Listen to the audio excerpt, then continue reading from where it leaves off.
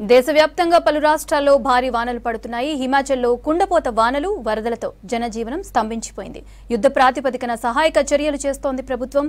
కంగ్రా, సిర్మూర్, మండి జిల్లాలకు heavy rain alert ఇచ్చింది వాతావరణ శాఖ. ప్రజలు అప్రమత్తంగా ఉండాలని సూచించారు అధికారులు.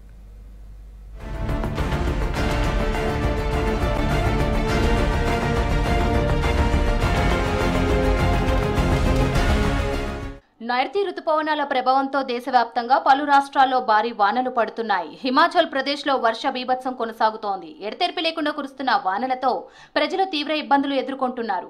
పలు చోట్ల కొండ చర్యలు విరిగిపడడంతో రాకపోకలు స్తంభించిపోయాయి. దీంతో యుద్ధ ప్రాతిపదికన మరమ్మతులు చేస్తోంది ప్రభుత్వం. ఇప్పటి వరకు 75 మందికి పైగా మరణించగా 31 మంది గల్లంతయ్యారు.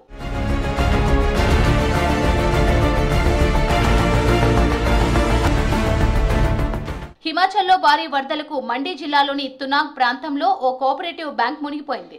బ్యాంక్ ఫస్ట్ ఫ్లోర్ లో బురదమట్టి నీరు చేరింది. దీంతో కోట్లాది రూపాయల నగదు ధ్వంసమైనట్లు తెలుస్తోంది. అలాగే బంగారం, వెండిపై క్లారిటీ రావాల్సి ఉందంటున్నారు అధికారులు.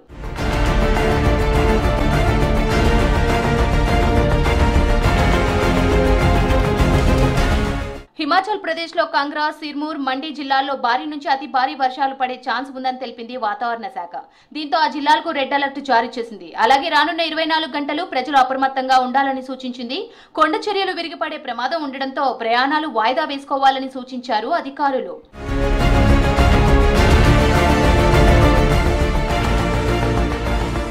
ఉత్తరాఖండ్ ను భారీ వర్షాలు, వరదలు వదలడం లేదు. ఎగువ ప్రాంతాల నుంచి వరద పోటెత్తడంతో వాగులు, వంకలు పొంగి పొర్లుతున్నాయి. దీంతో లోతట్టు ప్రాంతాలు వరద నీటిలో మునిగిపోయాయి. రోడ్లు ధ్వంసమవడంతో రవాణా వ్యవస్థ స్తంభించిపోయింది.